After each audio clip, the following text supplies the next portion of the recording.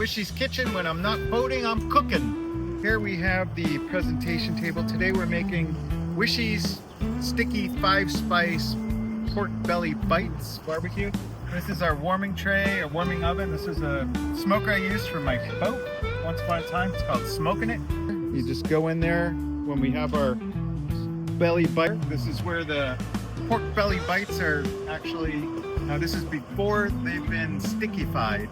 We're going to stickify them next. I don't know if you can see. 2 o'clock you'll hear a horn, and then if you could have somebody on your pit crew pull the chairs out from in front of you, that's when we open, but please don't. Looks like a great turnout for this year's Low and Slow event. Ready? I am. Okay. I love that. One of my favorite shows, eating while eating it.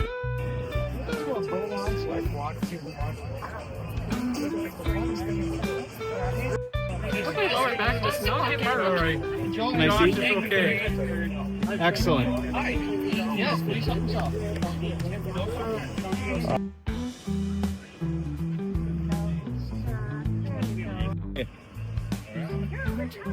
am. It's really good. Gotta come there back. you go. A return. Seconds. All right, I'm gonna have to get a vegetarian.